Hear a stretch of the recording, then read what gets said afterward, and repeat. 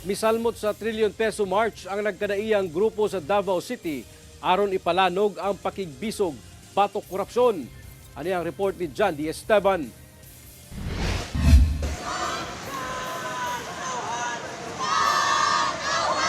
Lapukon nga mga sinina ang suot ni mga rallyista sa Davao City aron ipakita ang matod nila makaluluoy nga kahimtang sa mga biktima sa katalagman tungod sa pakyas o kikurakot ka flood control project.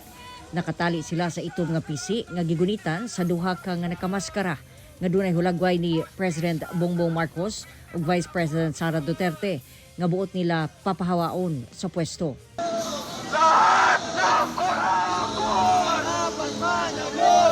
Misunod kanila ang mga dunay dala nga mga placard nga usara ang singgit. Marubag ang mga kurap. Gituyok sa mga rallyista nga gilangkuban sa mga sectoral group ang Freedom Park isip pakigiusa sa kilos protesta adlawng Domingo. Nagsugod ang programa alas 2 sa hapon ug gibara-bara ang anaa sa 200 ang misalmot. Sumala sa Stop Corruption Alliance, dunay nadakpan nga nalambigit sa kaso sa anomalosong flood control project.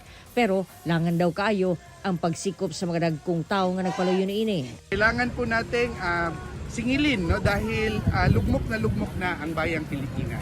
Hinoon, wala mitulgot ang trapiko. Sanglit, wala sab kaayo'y sakyanan nga mibiyahe. Mismo si Davao City Police Office City Director Manap Muarip ang nangunay sa pagsiguro nga hapsay ang protesta. Meron din naman silang karapatan na magsalita. Andito sila sa Freedom Park. So they have all the hours na mag-ingay, magsalita, sabihin yung kanilang dapat sabihin. Nandito lang din naman tayo, ang DPO, to maintain the tranquility of the place. Kauban, si Bebot Kahe sa kamera, John D. Esteban, 1 Mindanao.